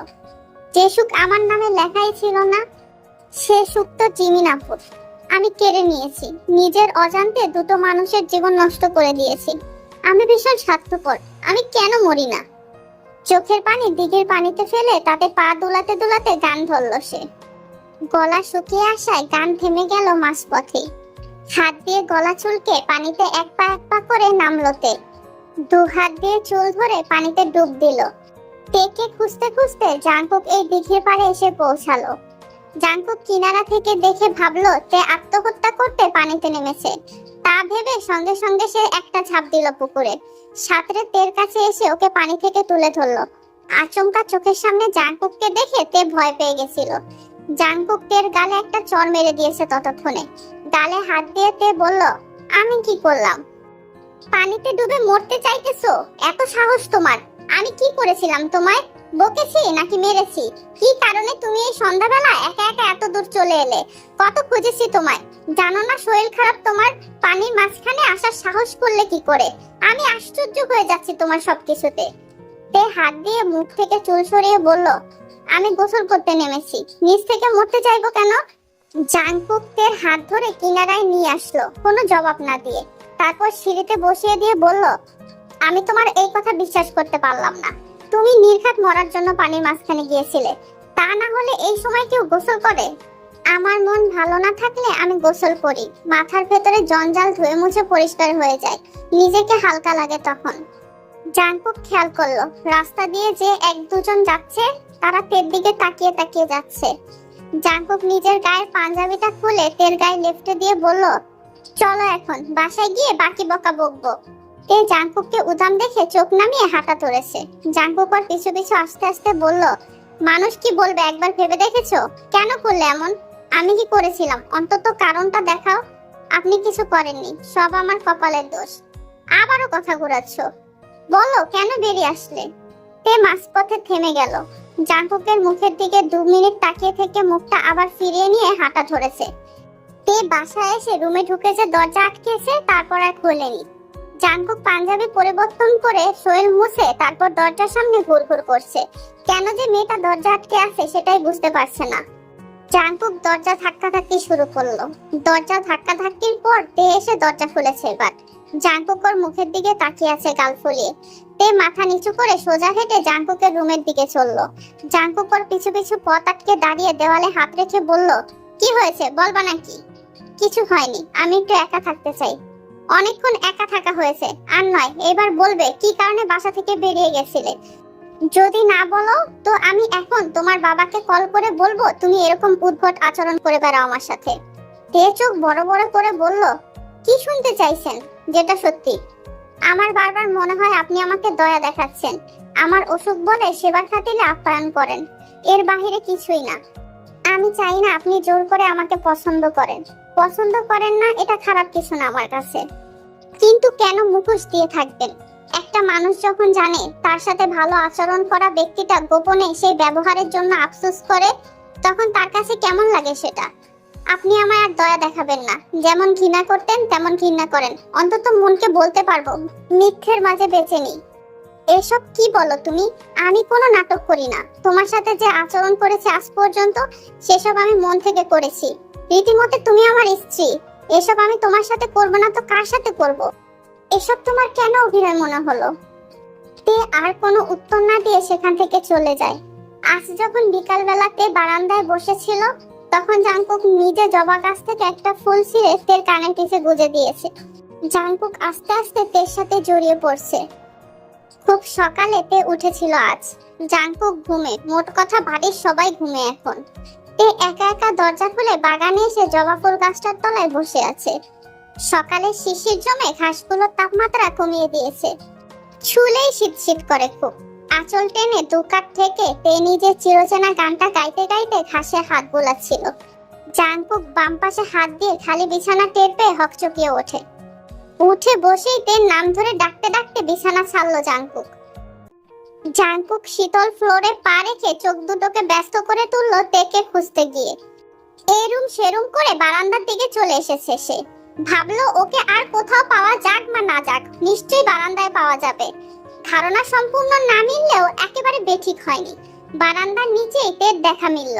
ঘাসে হাত রেখে কি সব বিড়বিড় করছিল।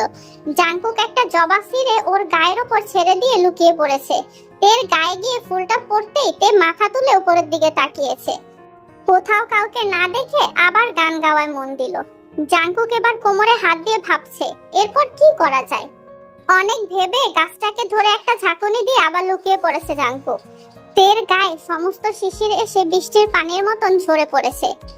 তে এবার উঠে দাঁড়িয়ে ভালো করে দোতলার বারান্দা দেখে নিল।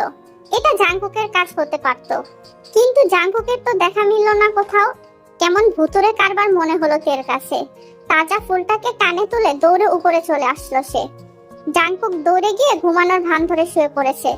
তে আস্তে করে দরজা খুলে ভিতরে ঢুকে আবার দরজাটা লাগালো। জাঙ্কুককে শুয়ে থাকতে দেখে সে ধরে নিল এসব জ্বালাতনের সাথে জাঙ্কুক জড়িত নেই। তাই সে রান্নাঘরে এসে হাঁড়ি পাতিল ধোয়া শুরু করেছে। আমি যদি মরে যাই জিমিন আপুকে বিয়ে করে নিয়েন, উনি অনেক সুন্দর আর ভালো মনের মানুষ। কথাটা শোনার জন্য জাঙ্কুক প্রস্তুত ছিল না। এখন হাঁ করে তের দিকে তাকিয়ে আছে শুধু। তে আবার বলল, জানেন আমি কতগুলো বর্ণ শিখে ফেলেছি। আস্তে আস্তে চিঠিও লেখা শিখে যাব। আমার লেখা প্রথম চিঠিটা হবে আপনার জন্য। আমার লেখাপড়া শিখিয়ে দিচ্ছেন তো আপনি। আপনি যখন চিঠিটা পড়বেন তখন আপনার মুখের ভাবটা দেখার খুব ইচ্ছে আমার। জানি না পূরণ হবে কিনা, তবে আমি দেখতে চাই। আমি কখনো চাইনি আমার মতন মূর্খ একটা মেয়েকে আপনি বিয়ে করেন। আপনিও হয়তো চাননি, তবে আমি চেয়েছি আপনার স্ত্রী হয়ে থাকতে। তবে সেটা পৃথিবীর সবাইকে না জানিয়ে, আপনাকেও না জানিয়ে। কিন্তু তা আর হইল কই? একটা অশিক্ষিত মেয়েকে বিয়ে করতে বাধ্য হলেন। আমার নিজেকে সবচাইতে বড় অপরাধী মনে হয় জানেন। আমার দোষে আপনাকে কত কষ্ট করতে হচ্ছে, তবে আপনার কপালে নিশ্চয়ই সুখ আছে। আমাকে দিয়ে তো সুখ পাবেন না, আপনার সুখ অন্য কারোর মধ্যে। আমি দোয়া করব আপনি যেন সুখী হন। আমার সাথে না হন, যার সাথেই হন আমি তাতেই খুশি। অন্তত আপনার সুখ হবে এটা ভেবেই আমি খুশি। কথা শেষ করে তে দেখলো জাংকুক নেই। দূরে জবা ফুল গাছটাকে গভীর মনোযোগ দিয়ে দেখছে। জবা ফুল তোমার অনেক পছন্দ? হ্যাঁ, অনেক পছন্দ। ও আচ্ছা, ভালো। জিমিনকে সেটা জানো? আমার কে হয় সেটা জানো? বউ তো তুমি। তে জাংকুকের কথায় হাসলো, হাসি থামিয়ে বলল, বউ হলেই কি স্বামীর সবকিছু হওয়া যায়? যায় না। একজন নারী একজন পুরুষের সবকিছু তখন হয় যখন ওই পুরুষ তাকে পাগলের মতন ভালোবাসে। এই ক্ষেত্রে আপনি আমায় পাগল তো দূর, স্বাভাবিক মানুষের মতন করেও ভালোবাসেন না। আমি আপনার কিছুই হই না। দুনিয়ার সবকিছু মোহে ভর্তি। ভালোবাসা একটা আলাদা শব্দ, আর মোহ আলাদা শব্দ। অথচ আমরা মোহ আর ভালোবাসার তফাৎ ভুলে দুটোকে এক ভাবি। মোহ হোক আর ভালোবাসা হোক, যার ছোঁয়ায় শরীরে শিহরণ ঘটে সেই তো ভালোবাসার মানুষ। জাংকুক তের দিকে ফিরে বলল, আমি তো তোমাকে কোনোদিন ছুঁইনি, তাহলে তুমি বুঝলে কি করে আমি তোমাকে ভালোবাসি না? তে বাড়ির দিকে আস্তে আস্তে বলল, ভালোবাসেননি বলেই তো শুননি। জাংকুক বুঝতে পেরেছে তে কোনোভাবে জিমিনের ব্যাপারটা জেনেছে, তাই ওরকম মুখ ভার করে রেখেছে। জাংকুক চায় না তে তার আর জিমিনের বিষয়ে ভুল বুঝুক। আচ্ছা, জাংকুক কেন চায় না তে ভুল বুঝুক? তাহলে কি জাংকুক তেকে ভালোবেসে ফেলেছে? হয়তো ফেলেছে, তবে বেচারা জাংকুক নিজেই এখনো বুঝতে পারেনি। জাংকুকদের বাসায় তের বাবা মা আর জাংকুকের ভাই ভাবি এসেছে তেকে দেখতে। সাথে জাংকুকের মা বাবাকেও জোর করে নিয়ে এসেছে। অবশ্য জাংকুকই বলেছিল তাদের নিয়ে আসতে। জিন রান্নাঘরে রান্না করছিলেন, তখন তে এসে সামনে দাঁড়ায়। জিন তেকে জিজ্ঞাসা করে, কি রে তে, জাংকুক কি তোকে ভালো টালো বাসে, আদর টাদর করে, সেবা যত্ন করে? তে মুখটা একটু গোমড়া করে বলল, হ্যাঁ করে তো, অনেক সেবা যত্ন করে। যতই হোক আমি তো তার দায়িত্ব না। জিনের মনটা হঠাৎ ভার হয়ে গেল। মেয়েটা কিরকম করে বলল সে জাংকুকের দায়িত্ব? জাংকুকও পেছন থেকে তের এসব কথা শুনেছে। তে যখন রুমে গেল তখন জাংকুক রুমেই বসেছিল। তের সাথে কথা বলা প্রয়োজন। জিমিন তার অতীত, আর তে জাংকুকের ভবিষ্যৎ আর বর্তমান। জাংকুক অবশ্যই চাইবে না অতীতের জন্য তার বর্তমান আর ভবিষ্যৎ নষ্ট হোক। তে তুমি বিশ্বাস করো, জিমিনের সাথে আমার ওরকম কোনো সম্পর্ক ছিল না। তোমাকে তো আমি বলেছি। আপনি বলেছেন, আমি বিশ্বাস করেছি। তবে তুমি মাকে ওসব কথা কেন বললে? তুমি সত্যি বিশ্বাস করেছো তো? আপনি বলেছেন তাই আমি বিশ্বাস করেছি। তে মিষ্টি হেসে কথাটা বলল। তের মুখে হাসি দেখে জাংকুকও স্বস্তি পেল। তেকে চিকিৎসার জন্য বিদেশ নিয়ে যাওয়া হবে। তের ভিসা করতে দেওয়া হয়েছে, হয়তো কিছুদিনের মধ্যেই চলে আসবে। তারপরে জাংকুক আর তে উড়াল দিবে বিদেশে তের চিকিৎসার জন্য। আপনি না বলেছিলেন বৃষ্টিতে ভিজবেন, তবে এখানে কেন আবার?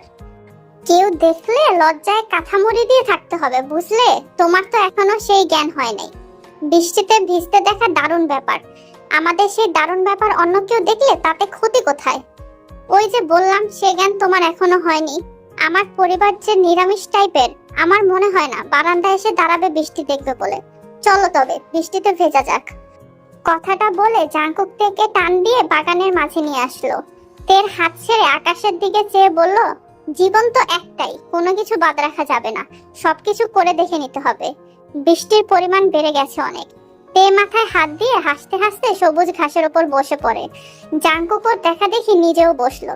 আসলে খুব মন কাড়া একটা মুহূর্ত। কখনো বৃষ্টির সময় ঘাসে বসে দেখা হয়নি। তে কাদা হাতে নিয়ে কিছুক্ষণ চুপ করে থেকে হঠাৎ হাত বাড়িয়ে জাংকুকের সারা মুখে ডলে দিয়ে এক ছুট লাগিয়েছে। কিন্তু আফসোস, পিছলে কাদামাটিতে নিজেই ধপাস করে পড়ে গেছে কিছু দূর যেতেই। এদিকে জাংকুক কাদামাটি এক মুঠোর মতো নিয়ে এগিয়ে এসে ওকে জাপটে ধরে লাগিয়ে দিল তার সারা মুখে, সারা গায়েও লাগিয়ে দিয়েছে। বৃষ্টির আওয়াজে ওদের চিৎকার চেঁচামেচি কেউ শুনতে পায়নি। কেমন লাগে এখন? আমি একটু লাগিয়েছিলাম আর আপনি পুরো সারা শরীরে মাখিয়ে দিয়েছেন। এটা ঠিক করেননি। সবাই দেখলে বলবে পড়ে গেছিলে। পড়ে গেলে এমন লেপটে লেপটে কাদা লাগে? সবাই কি বাবু যে কথা বুঝবে না? জাংকুক আর তে একসাথে বাথরুমে আটকা পড়েছে। প্রথমে তে ঢুকেছিল, তারপর হঠাৎ করে জাংকুক ঢুকে গেছে। তে বলল, আমার এখন গোসল করতে হবে না, আপনি ঢুকেছেন কেন? আরে আমি না ঢুকলে সবাই আমাদের দেখে ফেলতো, তখন কি ভাবতো? জাংকুক মরা টেনে নিয়ে বসে গায়ে পানি ঢালছিল আর তে ঝর্ণার নিচে দাঁড়িয়ে ভিজছিল। এই বদ্ধ ঘরটাতেও কেন জানি তের ভালো লাগছিল। হয়তো জাংকুক পাশে আছে তাই। সন্ধ্যাবেলা সবাই মিলে ফুচকা খেতে যাবে সেটা ঠিক করা হলো। তবে জাংকুক তেকে যেতে দেয়নি। তে অনেক বায়না ধরেছিল। জাংকুক বলেছে পরে একদিন এনে খাওয়াবে। কেন যেতে দেয়নি তাতে জানে না। জাংকুককে বোঝাতে সবাই ব্যর্থ হয়েছে। তে এখন বিছানায় মুখ গোমড়া করে বসে আছে। জাংকুক রুমের মধ্যেই পায়চারি করছে। তের মাথায় ঢুকছে না জাংকুক কেন তাকে যেতে দিল না, সাথে নিজেও গেল না। বাইরে ঝিরে ঝিরে বৃষ্টি হচ্ছে। হঠাৎ করে জাংকুক তের সামনে এসে বলল, চলো বৃষ্টিতে ভিজি। তে অবাক হয়ে জাংকুকের দিকে তাকালো। বলল, আমরা না দুপুরে বৃষ্টিতে ভিজলাম, আবার বৃষ্টিতে ভিজবেন? চলো সমস্যা নেই, দুজন মিলে আবার বৃষ্টিতে ভিজি। তে আর না করলো না, এমনিই তার বৃষ্টিতে ভিজতে ভালো লাগে। জাংকুক আর তে দুজন মিলে মজা করে জবা গাছের নিচে বৃষ্টিতে ভিজছিল। হঠাৎ করে জাংকুক তের হাত ধরে টানতে টানতে বলে, ঘরে চলো। তেও কিছু না বুঝে জাংকুকের পিছু পিছু চলতে থাকে। জাংকুক ঘরের ভেতর এসেই দরজাটা ভেতর থেকে বন্ধ করে দেয়। তে গোসলখানায় ঢুকতে নিয়েছিল, তখন হঠাৎ করে জাংকুক থেকে কোলে নিয়ে বিছানার উপর শুয়ে দেয়। তে লজ্জা পেয়ে যায় ভীষণ। জাংকুকও তের উপর উঠে পড়ে। তের কানে কানে ফিস ফিস করে বলে, আমাদের মাঝে দূরত্বটা আজ মুছে দেব, কি বলো, ভালো হবে না? জাংকুকের কথা বুঝতে তের আর দেরি হয় না। তবে জাংকুকের মুখে বউ শুনে কিরকম জানি ভালো লাগা কাজ করছে তের মনে। প্রথমে জাংকুক তের কপালে একটা চুমু খায়। এটাই তাদের জীবনে প্রথম চুমু। জাংকুকের সারা শরীরে শিহরণ বয়ে যায়। জীবনে এই প্রথম কোনো নারীর এত কাছাকাছি সে।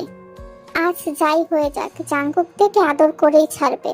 বাইরে বৃষ্টি হচ্ছে আর রুমের ভেতরে দুজন ভালোবাসার মানুষ। ভাইয়ারা আসতে সেদিন অনেক দেরি করেছিল, বলতে গেলে রাত 10টা বাজিয়ে ফেলেছে। কত সুন্দর ছিল সেই রাত। 10টা অবধি আমার প্রেম রাত। আমার থেকে আমি সেদিন সাহস করে ছুঁয়েছিলাম। সে জানতো না আমি তাকে আজই ছুঁব। সে শুধু জানতো আমি তাকে সুন্দর কিছু মুহূর্ত উপহার দেব। সেই মুহূর্তগুলো কিরূপ হবে সেটা সে জানতো না।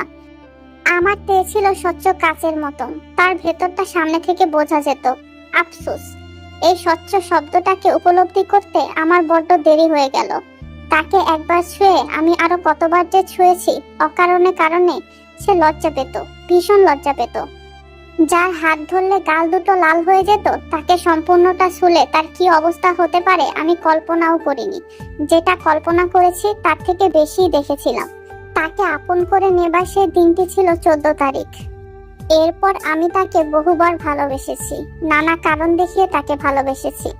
প্রায় 42টা দিনের মতন তাকে আমি নানাভাবে ভালোবেসেছি। ওই কয়টা দিন আমি তাকে উজাড় করে ভালোবেসেছি, যেন আমি জানতাম সে আমার থাকবে না, এই রুমের দোলনায় আর সে দুলবে না। তার ঠোঁটের স্বাদ আমি আর কোনোদিন পাবো না, তা বুঝে আমি বুঝতে পারছিলাম। আমার না এত কষ্ট হতো না, একটু কম কষ্ট হতো, যদি না জানতাম তার পেটে আমার অনাগত সন্তান ছিল। তার বয়স কত হবে জানি না।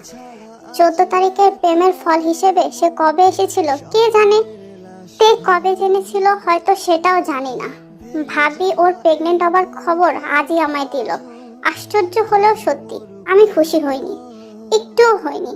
তে জানে না প্রেগনেন্সি কিটে ওই লাল দুটো দাগের মানে কি। যদি একবার আমায় বলতো, হ্যাঁ বলেও কি, আমি কারে ধরে রাখতে পারতাম। এত কষ্ট একদিনে কেনই বা পেলাম? কি দোষ করেছিলাম আমি? তারে ছাড়া আমার দম বন্ধ হয়ে আসে, সে কি তা জানে না? তাহলে কেন সে চলে গেল? তার নিথর দেহটা কেন সবাই ঢেকে দিচ্ছে? আজ কেন আমি তাকে ছোঁয়ার সাহস পাচ্ছি না, অথচ সেদিন সাহস করে ছুঁয়েছিলাম। তাহলে আজ আমার ওই সাহস আসছে না কেন? পাসপোর্ট তো এসে যাবে কাল পরশু শুনলাম। তাহলে আর কটা দিন সে বেঁচে থাকলে কি হতো? কেন সে আমার বুকটা জ্বালিয়ে চলে গেল, তাও এভাবে? তের নিথর দেহটা খাটের উপর শুয়ে আছে। জাংকুক তের দেহ কাউকে ধরতে দিচ্ছে না। জিমিন তের খবর পাওয়ার সাথে সাথেই ছুটে এসেছে। জিমিন কয়েকদিন আগে দেশে ফিরেছে। তের এই পরিণতি সেও মেনে নিতে পারছে না। জাংকুকের পাশে মেঝেতে বসে তের মুখ থেকে চাদরটা সরাতে যেতেই জাংকুক ওর হাত আটকে ফেলল। তারপর জিমিনের মুখটা দেখে হাত ছেড়ে দিয়ে একটু সরে বসলো। জিমিন জানলো না জাংকুক কেন প্রথমে আটকে ছিল। সে তের মুখের দিকে তাকিয়ে আর কান্না ধরে রাখতে পারেনি, নিঃশব্দে কেঁদে ফেলেছে। কেঁদে কেঁদে বলল, কেমন করে হলো এসব? জাংকুক জিমিনের কথা শোনেনি। সে তের আলতারাঙা পাজোড়া দেখছিল মনোযোগ দিয়ে। সুগা তখন দরজার কাছে দাঁড়িয়েছিল। সে বলল, ভোরে জাংকুকের চিৎকার শুনে সবাই একজোট হওয়ার পর জানতে পারলাম তে চোখ খুলছে না, সারা শরীর ঠান্ডা হয়ে আছে, হার্টবিট অফ। ডাক্তার ডেকে জানতে পারলাম কালকেও বেশ ভালো ছিল। মৃত্যুর আগে মানুষ হঠাৎ সুস্থ হয়ে যায়, তারপর মারা যায় হঠাৎ করে। এই সত্যটা আমরা ভুলে গিয়েছিলাম। ভেবেছি রোগ সেরে যাবে অনায়াসে, এভাবে তে চলে যাবে আমরা কেউ স্বপ্নেও কল্পনা করিনি। ভেবেছি বিদেশি চিকিৎসায় সব ঠিক হয়ে যাবে। জাংকুক ঘাড় ঘুরিয়ে বলল, একজন না তো দুজন, তারা দুজন চলে গেছে একসাথে, আর আমায় রেখে গেছে স্মৃতি নিয়ে যুদ্ধ করতে। তে চলে গেছে এই তো 2 দিন শেষ, 3 দিনে পা রাখলো। এক ফোঁটা পানিও জাংকুকের খাওয়া হয়নি তে চলে যাওয়ার পর থেকে। কেউ খাওয়াতে পারেনি। সুগার চেষ্টা করে মার খেয়েছে ওর হাতে। আজ কটা দিন পর জাংকুক বিছানা থেকে উঠে দাঁড়ালো। ঠিক মতো দাঁড়ানোটাই অবাক করার ব্যাপার হয়ে দাঁড়িয়েছে। শেষবার তে বিছানায় শুয়ে যেমন এলোমেলো করে রেখেছিল, বিছানাটা এখনো সেরকম হয়ে আছে। কেউ হাত লাগায়নি, কাউকে ধরতে দেয়নি জাংকুক। তের গায়ের গন্ধ তীব্র করে ভাসছে গোটা রুমটায়। এখনো বারান্দার দিকে তাকালে জাংকুকের মনে হয় তে দোলনায় দুলছে। জাংকুক গিয়ে ডয়ার থেকে তের চিঠিটা বের করলো। নিচে বসে তের লেখা চিঠিটা পড়তে শুরু করলো। চিঠি কি করে লেখে আমাকে তা শেখাননি, তবে চিঠি মানেই তো মনের ভাব প্রকাশ। আমি তাই করেছি। হাতের লেখা ভালো না জানি, আস্তে আস্তে ঠিক হয়ে যেত, কিন্তু সময় পেলাম কই। শেষের গুলো লিসাকে দিয়ে লেখাবো। হাতের লেখা আলাদা বলে আবার সংশয় নিয়ে থাকেন না। আমি জানি আপনি যখন চিঠিটা পড়ছেন তখন আমি আপনার পাশে নেই, বলতে গেলে দুনিয়াতেই নেই।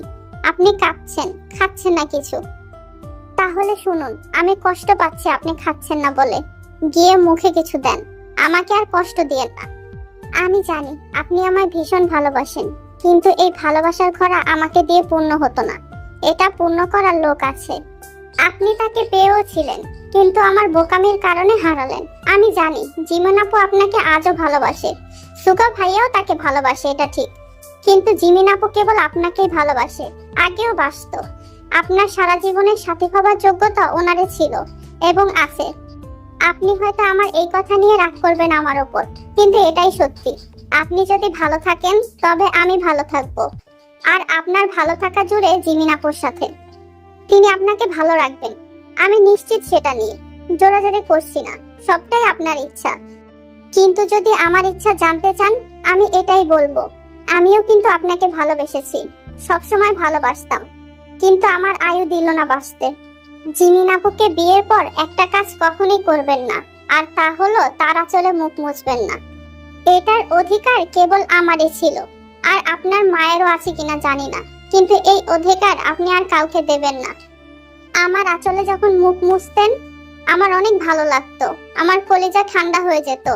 আর বাকি সব করতে পারেন, আমার আপত্তি নেই। আমার আর কিছুই বলার নেই। অনেক কিছু বলার আছে, কিন্তু মনে পড়ে না। ভাবতে গেলে মাথা ধরে। ভাবনার বাহিরে যতটুকু ছিল সবটা লিখেছি, আর বলার নেই। ইতি আপনার তে।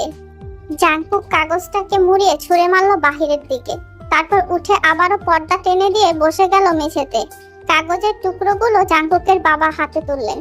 মেলে পুরোটা পড়ে চুপ হয়ে গেলেন ওর মায়ের কাছে। জাংকুকের পরিবার আর তের পরিবারের সবাই চায় জাংকুক জিমিনকে বিয়ে করুক। তের ইচ্ছাটা পূরণ হোক, আর জাংকুকও স্বাভাবিক জীবনে ফিরে আসুক। তবে কেউ কিছুতেই জাংকুককে রাজি করাতে পারছে না। অবশেষে জাংকুকের বাবা জিমিনকে ফোন দিল। জিমিন প্রথমে আসতে না চাইলেও জাংকুকের বাবা বলল জাংকুক কিছু খেতে চাইছে না, তাই জিমিন বাধ্য হয়ে আসলো। অবশ্য জিমিনেরও এখন জাংকুককে বিয়ে করার ইচ্ছে নেই। সে বুঝে জাংকুক থেকে কতটা ভালোবাসে। গেট দিয়ে ঢোকার পর জিমিনের সাথে সুগার দেখা হলো। সুগা জিমিনকে বলল, আমি বলবো না তুমি বিয়েটা করো, তবে তুমি যদি এখনো জাংকুককে ভালোবেসে থাকো তাহলে আমার মতে তোমার বিয়ে করে নেওয়া উচিত। তবে জাংকুকও ভালো থাকতে পারবে। ছেলেটা আজ কতদিন ধরে কিচ্ছু খাচ্ছে না। এই কথাগুলো বলতে গিয়ে সুগার গলা ধরে আসছিল। জিমিন, তুমি ভেবো না তুমি আমার কাছে নিচে নেমে যাবে, এতে তোমার কোনো দোষ নেই। আমিও চাই তুমি ভালো থাকো, সাথে জাংকুকও যেন তোমার সাথে স্বাভাবিক জীবনে ফিরে আসতে পারে। তাই কথাটা তুমি ভেবে দেখো, এটা কিন্তু তের শেষ ইচ্ছে। কথাগুলো বলে সুগা এক মুহূর্তও দাঁড়ায় না, চলে যায় সেখান থেকে। জিমিন বউ সেজে তের কবরের সামনে দাঁড়িয়ে আছে। সেই জবা গাছটার নিচে তেকে কবর দেওয়া হয়েছে। আজ জিমিনের বিয়ে। জিমিন তের কবরের দিকে তাকিয়ে বলল, জাংকুক তোমায় খুব ভালোবাসে তে, তুমি আমায় ভুল বুঝো না কিন্তু। সেদিন জিমিন জাংকুকের রুমে ঢুকে জাংকুককে অনেক ডাকলেও জাংকুক কোনো সাড়া দেয়নি। জাংকুকের হাতটা ছুতেই জিমিনের গায়ে কাঁটা দিয়ে উঠলো। দেরি না করে নাড়ি চেক করে নিল সে। তারপর যা বুঝলো তাতে তার রুহু কেঁপে উঠেছে। পিছিয়ে গিয়ে দেয়ালে পিঠ ঠেকিয়ে দাঁড়িয়ে পড়েছে জিমিন। জাংকুকের ভাই জিমিনকে নাড়ি চেক করতে দেখেছিল। তিনি যা বুঝেছেন তাতে তার ভেতরটা ধুপ করে উঠলো। দেরি না করে তাড়াতাড়ি করে জাংকুককে নিয়ে হাসপাতালে ছুটলেন তারা। বিছানায় একটা জবা ফুল দিয়ে একটা চিঠি রাখা ছিল, একেবারে শেষ কোণায়। জিমিন ফুলটা সরিয়ে সেই চিঠি হাতে নিল। শুরুতেই লেখা জিমিন, মানে জাংকুক এটা ওর জন্যই লিখেছে। আমি জানি বাবা মা হাতে পায়ে ধরে হলেও আপনাকে বিয়েতে জোর করাবে, কিন্তু একটা কথা কি জানেন, আমি আপনাকে বিয়ে করতে পারবো না। আমার উপর জোর তারা খাটাতে পারবে না। তের বেলায়ও পারেনি। একমাত্র আমার কপালেও ছিল বলে বিয়েটা হয়েছিল। আপনি আমার কপালে কখনোই ছিলেন না, হতেনও না। আমি আপনাকে কেমন করে বিয়ে করি বলেন? আমি যে তেকে ছুঁয়ে ফেলেছি, একজন পিতা হয়ে গেছি, যার বাবা ডাক শোনা হয়নি আমার। আমি আপনাকে কখনোই বিয়ে করতাম না, সেই চিন্তা আমার নেই। বাবা মার জোর করাতেও না। আমি না এই জগতে থাকতেই পারছি না, আমার ভীষণ কষ্ট হয়। আমি তেকে ছাড়া থাকতে পারছি না, এটা সত্য। আমার দম বন্ধ হয়ে থাকে সারাক্ষণ। একটিবার নিঃশ্বাস নিতে আমার ভীষণ কষ্ট হয়। আমি আমার চারপাশে তেকে দেখি, কিন্তু ছুঁতে পারি না। ওর হাওয়া, ওর স্পর্শ আমাকে রাতে ঘুমাতে দেয় না। আমি বেঁচে থেকেও মরার মতন হয়ে আছি। ওর কবর দেখতে যেয়ে একদিন মনে হলো ঘুমের ওষুধ কিনবো, অনেক অনেক, সব একসাথে খেয়ে আমি ঘুমের রাজ্যে পাড়ি দিব। সেখানে আমার তের সাথে দেখা হবে, দেখা হবে আমার সন্তানের সাথে। সেখানে আমি তেকে ছুঁতে পারবো। আমার মৃত্যুর জন্য কেউ দায়ী না, আমি নিজের ইচ্ছাতেই এই পথ বেছে নিয়েছি। আপনাকে হয়তো অনেক কষ্ট দিয়েছিলাম, আমায় মাফ করে দিয়েন। সুগাকে বিয়ে করবেন নাকি করবেন না এটা আপনার একান্ত ব্যক্তিগত ব্যাপার, তবে করতে পারেন। ও অনেক ভালো ছেলে, আপনাকে বাকি জীবনটা অনেক সুখে রাখবে। ভালো থাকবেন, ইতি জাংকুক। জিমিন কাগজটা রেখে বের হয়ে গেছে রুম থেকে। ফোন খুঁজে ভাবিকে ফোন করে হাসপাতালের ঠিকানা জানতে চাওয়ার পর ভাবি বললেন তারা জাংকুককে নিয়ে আসছেন। ডাক্তার বলেছে জাংকুক আর বেঁচে নেই। জাংকুক মারা গেছে আজ প্রায় 1 মাস হয়ে গেছে। সুগা জাংকুকের কবরের পাশে বসে আছে, তার চোখ দিয়ে পানি পড়ছে। জাংকুক তার কাছের একজন মানুষ ছিল, বন্ধু হয়ে ভাইয়ের মতোই ছিল। আজ সুগার বিয়ে জিমিনের সাথে, তবে জাংকুক আর তে কেউ উপস্থিত নেই। দুজনই একসাথে শুয়ে আছে। জাংকুককে তের পাশেই মাটি দেওয়া হয়েছে। জাংকুকের মৃত্যুর পর সুগা অনেক ভেঙে পড়েছিল, কেমন পাগল পাগল হয়ে গেছিল। সেই সময় জিমিনই ওকে সামলিয়েছে। সুগা আজও মনমরা হয়ে আছে। জিমিন দেখলো তের কবরের উপর অনেকগুলো জবা ফুল পড়ে আছে, আর জাংকুকের কবরের উপর জবা ফুলের পাতা।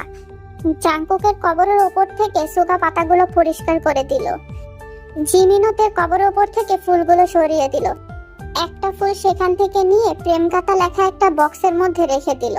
আসলে জিমিন প্রায় 1 মাস ধরে প্রতিদিনই এই কাজটা করছে। এই বক্সটার নাম রেখেছে জিমিন প্রেমগাথা, জাংকুক আর তের প্রেমগাথা। এই গল্পটায় জিমিন কখনোই ভিলেন ছিল না। এই গল্পের মেইন ভিলেন হলো ভাগ্য, যার কাছে সবাই হার মানতে বাধ্য হয়েছে। আমরা পরিস্থিতি সামলে নিতে পারলেও ভাগ্যের সাথে পেরে উঠি না। তোমরা অনেকেই বলছিলা তেরে শিক্ষিত বানাই দিতে, যাতে জাংকুক অনুশোচনায় ভোগে, কিন্তু আমার মনে হয় সব গল্প একরকম না হওয়াই ভালো। এই গল্পের শেষটা না হয় একটু অন্যরকমই হইল।